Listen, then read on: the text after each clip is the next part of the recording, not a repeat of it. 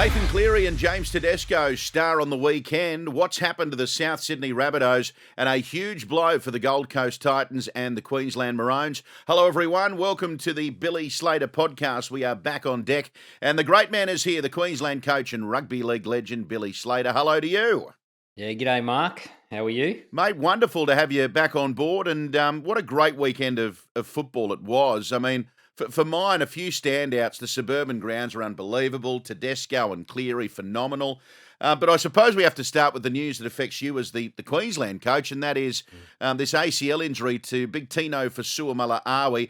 I hate seeing players suffer these sorts of issues and injuries. I hope he's got a great support network around him, but gee whiz, what a player he is, but he's going to spend the rest of the season on the sideline, mate. Yeah, it's really unfortunate for Tino. Look, my first thought and care goes out to the player, and this isn't the first Queenslander that has had a season-ending injury early in this year. We've had Tom Gilbert go down. Jai Arrow's nursing a shoulder that keeps him out indefinitely at the moment. So, when I saw Tino go down, I was like everyone else, hoping for the best and hoping for a lot of injury. But when the news comes through, it's pretty tough because, first and foremost, these players put everything into their career and everything into their occupation. They live and breathe it. I believe Tino was one of those players that came back before Christmas, which he wasn't entitled to.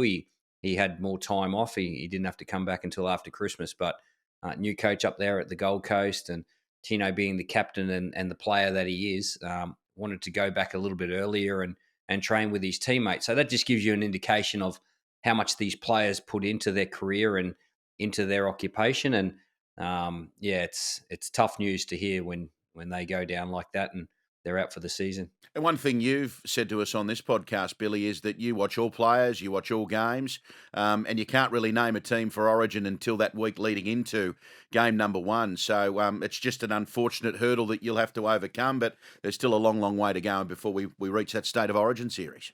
Yeah, look, Tino's been an integral part of the Queensland State of Origin team for a number of years now, and he brings a whole heap to any team that he plays in. But with injury comes opportunity, and someone else will get an opportunity to play for the Titans, and another Queenslander will get an opportunity to play in the middle of the field for Queensland this year. So, like I said, like my concern goes out to the individual and supporting them with their personal battle through the rehab and the injury. Queensland will be fine, but it's more the person that is going through the injury and the longevity of getting back, because I've been that person before, and I know how hard it is and how excluded you feel at times. So, I'm sure the Gold Coast Titans and the people around Tino will support him. Good on you, Tino. Keep your chin up, mate. We'll see you back on the rugby league field, bigger and better than ever. Speaking of injuries, Reece Walsh, those good looks have taken a bit of a battering on Friday night. The much talked about hit from May from the Penrith Panthers, fractured cheekbone, we're told, for Reece. He had to get the bus back to Brisbane. We'll get your thoughts on the tackle in just a second, but let's hope the modelish looks for Reece Walsh don't cop a battering, Billy boy. It brings him back to the field a little bit, doesn't it? I can't comment. Look at this melon. Yeah, he's still in front of all of us. But look, it's again, it's tough. Like, I've broken my eye socket and cheekbone before, and the good news for Reece is he's got about a month on the sideline, so that stuff heals. He'll get some plates put in his face, and in about 4 to 6 weeks he'll be right to go. And the other good thing is he's able to train. He's able to run. He's able to do weights. So it's not as if he's going to lose any condition. He's a real footy student, or a real student of the game, Reece. And I just see him through this period studying the game and studying his game, where it's at. It's in a really good spot at the moment. Been watching him closely over the opening 2 rounds, and he's moving really well. He's moving really well with the football. We all see that, but what he's doing away from the football is just as impressive. So certainly developing his game, and he's worked really hard, and I'm sure he's going to continue to do that. But it's a huge blow for the Broncos, because with Payne Haas, Adam Reynolds. There's a host of stars on the sideline. Reece Walsh just adds to that. What did you think of the hit itself, Billy? I was watching Channel 9 on that Thursday night and listening to Paul Gallen and Brad Fittler have a disagreement over it. The match review committee didn't end up charging May. Did you think it was worthy of a charge? What did you make of the incident as a whole? Yeah, it's interesting when you see people that understand the game thoroughly, like Cameron Smith. We had Andrew Johns on the commentary and Brad Fittler, and there was a little bit of disagreement on the commentary. And I'm sitting at home watching the Channel 9 coverage, and I actually I was glad Brad Fittler spoke up because he was down on the sideline, and I think that's what I was thinking as well. I thought without doubt it's an accidental contact. May did not mean to go out and clash heads, but in saying that, it wasn't a conventional tackle either. There was no wrapping motion. So if you're going to categorize it in any way, it's a shoulder charge because he had his arm by his side and he didn't wrap his arm. So when you shoot out of the line with intent, like he did, sure, if you change your mind at the last minute, well, you've already made that decision to go out there with that sort of intent. And I just feel you've got a duty of care not to hit them in the head. It was only a week or two earlier that Reece Walsh was charged. He only got a fine for a shoulder charge in the corner. There was no head contact. There was no wrapping of the arm motion, and there was no head contact. If he had made a head clash in that situation, he would have been on the sidelines for a month. I nearly guarantee it. So when you intentionally fly out of the line to shut the play down like that, and you make head contact, you've got a duty of care to not make head contact. So I've got no doubt that this was an accident and an accidental contact, but you've got a duty of care to not hit someone in the head. So look, where it sits in terms of penalty, it doesn't really worry me, the penalty side of it. I just feel that you've got an obligation to not shoot out. Do we have Dale Finucane get suspended for a few weeks a couple of years ago or last year? It was last year. He got a suspension for doing the same thing when he rocketed out of the line. You're right. Yeah. So, look, I don't know where it sits, but I think the care has got to come from the defender. All right. Well, it's certainly got people talking over the course of the weekend, and I'm sure people will have their say in the comments page on our YouTube channel and via the various portals, whether it be the Wide World of Sports or right here on 2GB and 4BC. Before we get off that game and get to the Roosters and the Rabbitohs, I wanted to get your thoughts on Nathan Cleary. He's one of the biggest and best names in our game at the moment. His performance on Thursday night was lauded by Andrew Johns. He thought it was one of the best ever performances that we've seen from Nathan Cleary. I'd love to know from you, Bill, your thoughts on Nathan evolving as a player, because I heard Joey say on the telecast that he's obviously watched different halfbacks and picked up different parts of their game, but what he is doing, Nathan Cleary, is forging his own path as a great number 7 in rugby league. Yeah, I think he'll go down as one of the most consistent halfbacks to ever play the game. He doesn't sit in the most brilliant category. What I mean by that is he hasn't got the most naturally instinctive gifts that some of the halfbacks of past eras, even some of the current halfbacks like Sean Johnson and the like they've got some they were given some brilliant talent when they were born. Whereas Nathan looks like he's worked on his game more than any other player that I've seen. I think he's probably the most professional player that I've ever seen. I haven't seen him like behind the scenes, but you hear stories and you just see how he goes about his game. He is so consistent, and to do that, you've got to be consistent with your training. You've got to be consistent with your preparation. Hearing stories that he went to the ground of a core stadium the week of the grand final just to kick goals. And he doesn't leave anything to chance. And even that grand final last year, it wasn't the most brilliant plays that worked for him. It was just his persistence to go after his game. And his game, he knows what he's good at. He stays with it, and he is always at you. So, look, he's going to go down as one of the greats. He's one of the one of the greatest, if not the greatest player at the moment. But he knows what he's good at, and he stays in his lane. He doesn't step outside it. So that's really hard to do when you're at the top of the game. It's easy to try things. I will say this though, there was some plays that he looked incredible, and he did a great job of taking advantage of the situation against the Broncos. When Reece went off, and Selwyn Cobbo went to fullback, Piakura went into the centres on the left-hand side of the field for the Broncos, and Fletcher Baker went to the 4-in position. I'm getting a little bit technical here, but so you've got 2 players playing out of position. Now, they're specialist defensive positions, and we see and we talk about Stephen Crichton as a centre defensively. He's probably the best defensive centre in the game, if not the best centre in the game. Now they have like fractions of seconds to make decisions and to react to the attack.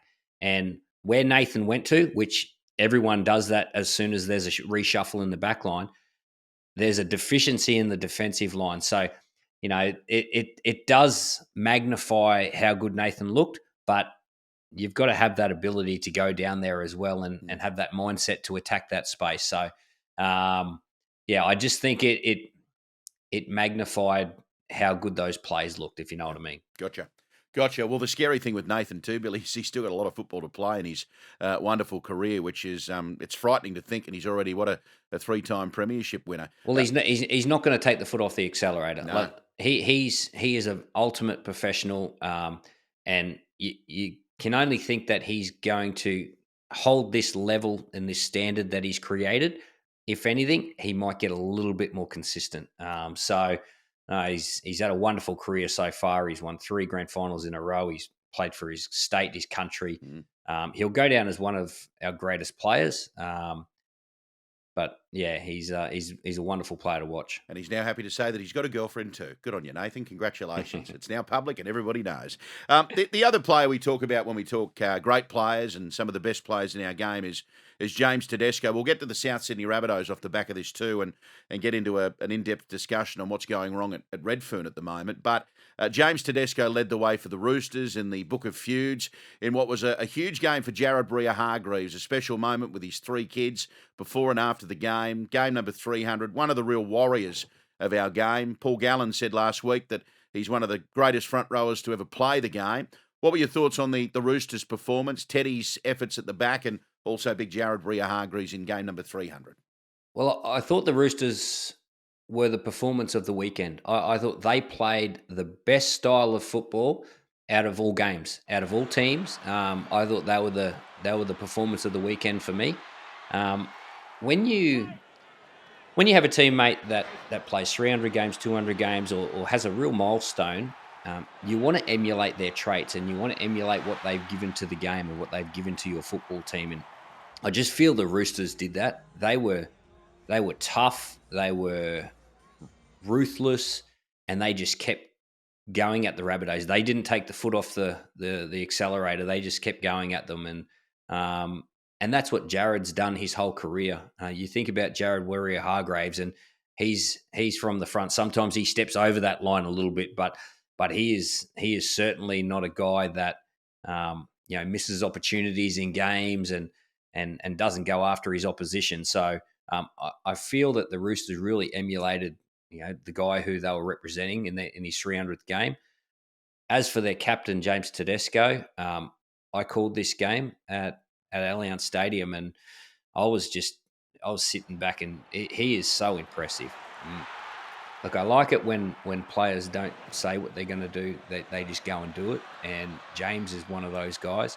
He got criticised a little bit last year, and whether it's right or wrong, that's just the attention around our game. But he's another player that came back early for the preseason, worked really hard. You can tell he is rock hard fit. He is super fit at the moment, and he's worked on his game. He's always had the balance of his game, whether it's running, passing, involvements through the middle or out wide. He's always had that in his game, but he just looks like he's fine-tuned it right now. He's throwing, beautiful passes on the end of movements. He's heavily involved through the middle of the field, and then he's supporting down the middle, scoring tries. Like it was an incredible performance and great to watch live, because when you watch fullbacks live, you see their movements off the football. You see their movements in defence. They mightn't have the ball for 40 seconds, but they're moving at the back there. They're covering space, and James Tedesco is right on his game at the moment. Well, I called that game on radio, Billy. There was the try where he towed the ball forward. He scored the try himself. He burrowed through the defensive line, the South Sydney line, and scored pretty much underneath the post. It was phenomenal to watch. You're right, and as a great fullback that you once were, Billy, to appreciate what James Tedesco was doing, sensational stuff. I will say this, as a South Sydney fan, it was very, very, very difficult to call that game. They've got some problems at Redfern at the moment, Billy. A lot of the feedback we got on radio over the weekend is how can they look like they lack effort, enthusiasm for a game against their oldest and fiercest rivals.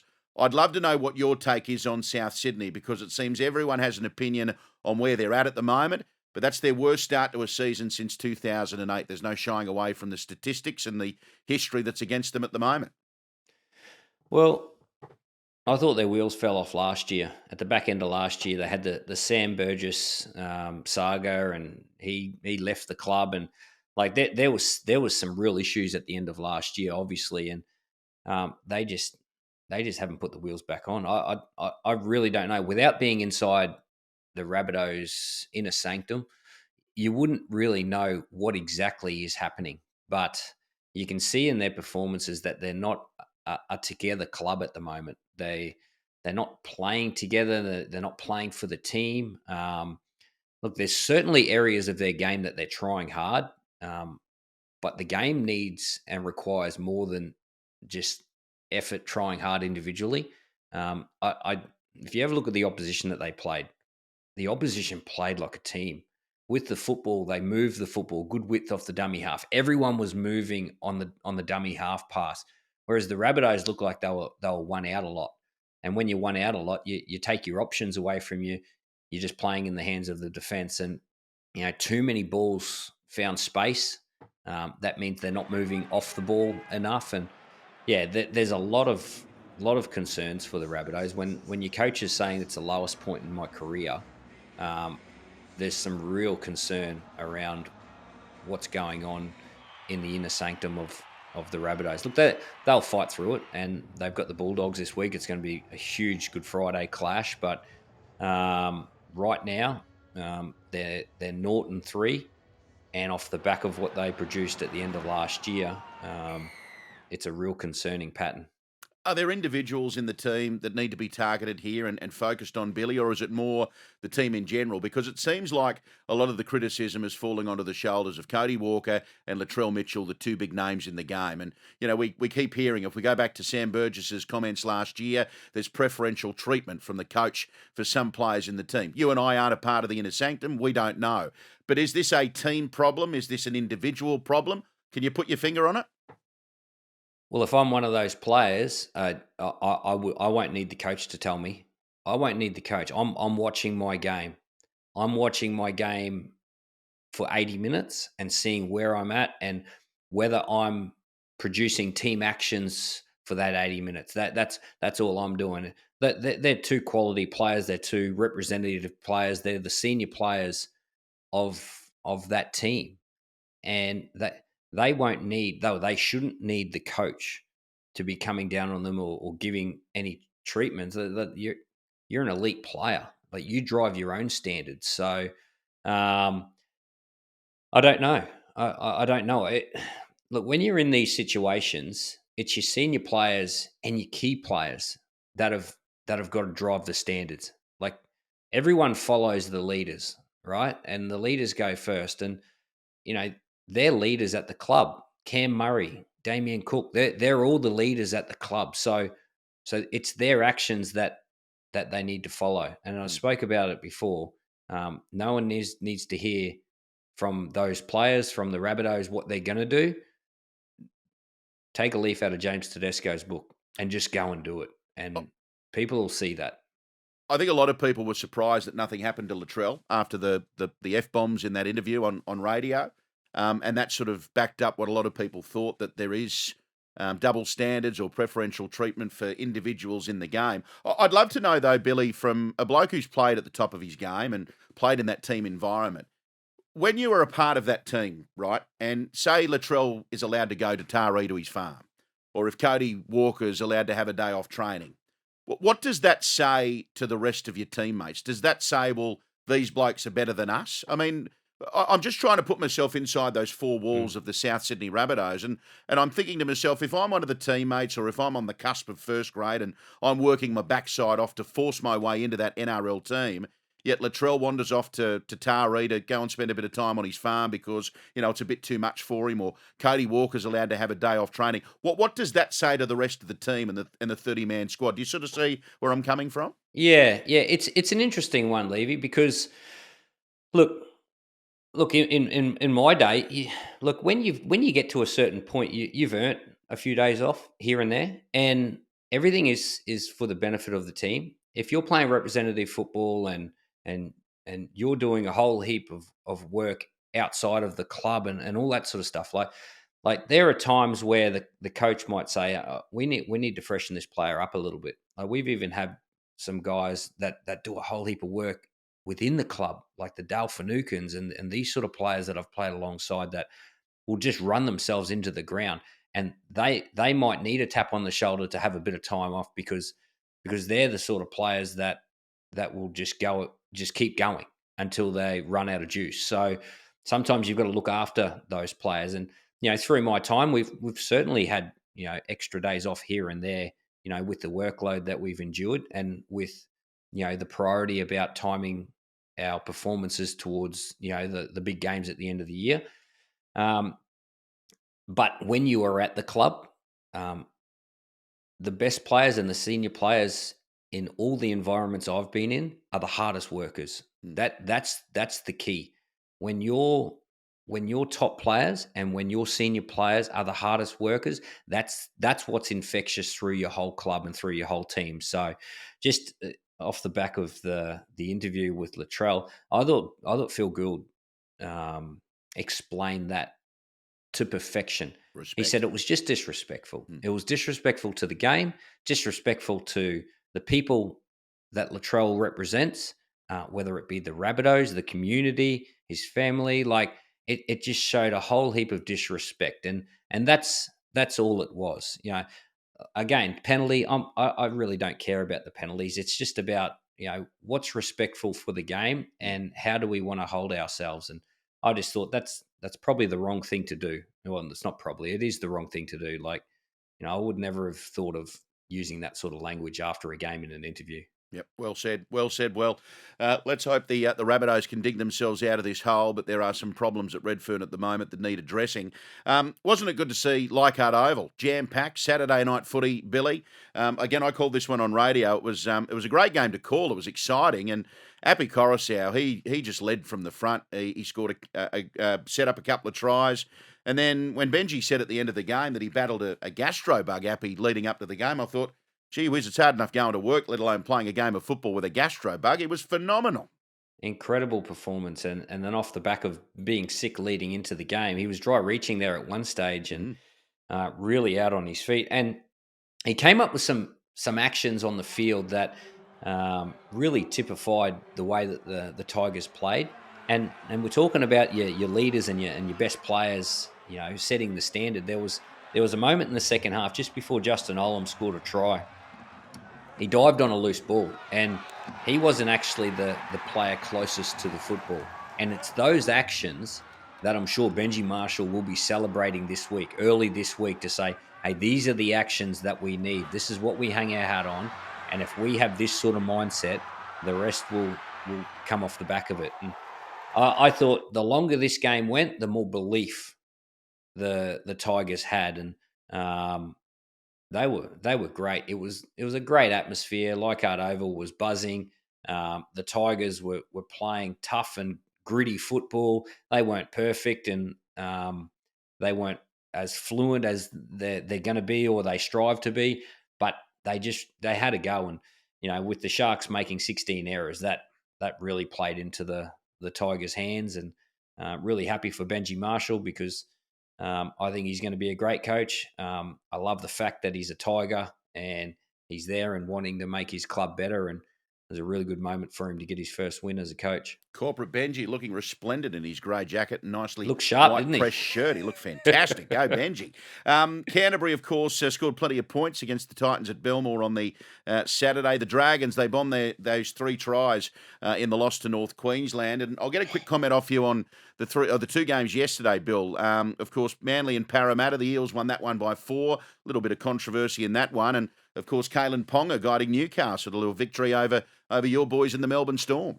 Well, I thought Manly were going to win 40-0 or something like that. It was a great start by the Seagulls, and they play this brilliant brand of football. They use the football coming out of their own end, and they scored some great tries. They've got great speed on the edges, and I thought they started exceptional, and they just looked like a far better footy team. They were playing a much better style of football. But the Eels, they just hung in there, and then when the momentum shifted, they poured the points on. It was a wonderful match to watch. It was very entertaining. Great atmosphere there at CommBank Stadium, and yeah, it's interesting. The game swings. Have a look at the Dragons and the Cowboys again. I couldn't believe that the Dragons weren't 24-4 up, and when Faitala Mariner drops that ball over the line, it just turns, and then all of a sudden they couldn't handle the pressure of that disappointment, and the Cowboys come back and won comfortably. But yeah, they were 2 very interesting games that just swung at a certain point. Well, the Dally M Awards, the prestige when it comes to the top awards in the game, and we've decided to come up with the Billy M Awards each week here on the Billy Slater Podcast. The Billy M Awards. The Billy Moore Awards. Well, Queenslander, you're one of them. I thought we'd start off, though, the most impressive team from round 3. I know you said you were impressed with the Roosters, but were they the standout performers? Yeah, look, I'll put them on a podium. I think the Dogs and the Tigers need a mention because they were impressive. The Dogs keeping their opposition to 0. That hasn't been done for nearly 20 years at the Canterbury Bulldogs, so well done to them. But I think the team, and I mentioned them before, the team that played the best style and that looked the most fluent as a team, that was the Roosters. And they have got an incredible squad. Like, they're still missing some players. Spencer Leniu to come back into the team. No Luke Keary on the weekend. But the way that they played, they looked... I know they were searching for their attack last year. Well, they found it. And Sam Walker was incredible. They've got this incredible athleticism on the edges, with Suoli'i and Manu and the like. So Dom Young's an addition for this year. They were the performance for me. Trent Robinson, if you're listening, sadly we don't have the budget for trophy, so it's just an honourable mention for your team on the Billy M Awards on round 3 of the Telstra Premiership. Most impressive player. I'm only going to allow you to name one from the weekend, Billy. Who was the standout? Well, I need to name only one, and that is the captain of the Roosters, James Tedesco. I thought he was extremely impressive. He's been impressive for all 3 games this year, and watching him closely, incredible. Nathan Cleary, obviously a standout as well, but James Tedesco, he takes out the award this week. All right, fantastic. There they are, the inaugural Billy M Awards. I think they've got a nice ring to them. That might be a mainstay here on the podcast. Listener questions. We've been inundated again over the last few weeks. The first one, we've touched on, thank you, Tom, for your question, firstly, on Big Tino. We mentioned that off the top of the program. We might move to Melanie, who says, hi, Bill. What do you make of young Tiger Lachlan Galvin's game? If we can hold on to him and Buller for the next 10 years, the future looks bright. I'd love your thoughts from Melanie. Yeah, they were front and center of the Tigers' performance too. And the one thing I like about Lachlan Galvin is he's prepared to do the tough stuff. Like, he'll put his body on the line and make his tackles. I couldn't believe when I looked him up and he was still only 18 years old. He's still a rookie, and what a wonderful opportunity for a young half to come into his NRL career and be coached by the great Benji Marshall. That's Benji. You think Lachlan Galvin was born the year that Benji Marshall helped the Tigers win that inaugural premiership, and wouldn't it be some sort of feat when they go on and they strive for another premiership with Lachlan Galvin in the team? I thought he was brilliant. Buller, Dream, he's had another great start to the year, and you can see that he's developed and pushed forward with his career through the preseason. I thought they were two standouts. So they've still got to continually do it each week, continually do it each year, but signs are good for the Tigers with those two youngsters. I'm just thinking about Benji in the video room, sitting him down and saying, Lockie, have a look at this flick pass, grand final. Now, be honest, do you ever sit at home with your young Billy and, put on the chip and chase from back in the day and say, that's the old man there, son? No, I don't. I don't. If I look at some of my games back in the early days and like the way the game's evolved and the standards of everyone's you cringe sometimes. You go, what was I doing there? What wasn't I working there? But that's just the way the game was. It's evolved now that every player works so hard. So no, I try and keep that away. He gets to see it every now and again on highlights. He's too humble to say it, folks, but I'm sure he sits there and says, all right, we'll watch 10 minutes. Come on, we'll watch 10 minutes. Other question comes in from Adam. He says, Billy, with Reece Walsh set to spend a bit of time on the sidelines with that fractured cheekbone, who would you put at fullback for the Broncos? Do you shift Cobbo to the back, or could you see Tristan Sailor getting the call up to play in the number one jumper? That question from Adam. Tristan Sailor for me. Most certainly I'd be putting Tristan Sailor back there. The performances that Tristan Sailor produced last year when Reece was out through suspension and Origin, and he was excellent. I thought he did really well. By all reports, he started the season in the Queensland Cup in great style. And like I mentioned before, Selwyn Cobbo's been training in the centres all preseason. That's where they see his position this year. Reece will be back in a month, so I wouldn't be shifting it around too much. There's certainly an opportunity to do that if you wanted to move Dean Mariner into the centres and bring Big Oatesy, Corey Oates back into the team. I think I'd love to see Corey Oates get an opportunity back in first grade again, but I just like Tristan Sailor slipping straight into that number one. He's a quality player. They kept him for a reason. They didn't let him go to the English Super League because of this exact situation. So I think he jumped straight in there. Couple of good questions. Thanks, Melanie, Adam, and of course to Tom on Big Tino, which we touched on at the start of the show. If you'd like to pose a question to Billy Slater, you can email us, billyslaterpodcast@9.com.au. And we finish up today with a look ahead to the Easter long weekend, round 4, Bill. Roosters, Panthers in Thursday night footy will be a cracker. Rabbitohs, Bulldogs on Friday, the Good Friday game. Broncos, Cowboys on Friday night. And then, of course, public holiday Monday on the Monday with the Eels and the West Tigers. So some ripping games to look forward to this coming weekend. Yeah, looking forward to the start of the weekend too. The Thursday night game, probably the two best teams in the competition so far. And I know we're only at round 3 or leading into round 4, but the Roosters and the Panthers, that will be an absolute cracker. So I'll be tuning in for that one. Actually, I'll be calling the game. I'll be out there. And then on the Friday, how much at stake for the Rabbitohs going up against the Bulldogs, and the Bulldogs coming off an impressive win. They'll be full of confidence.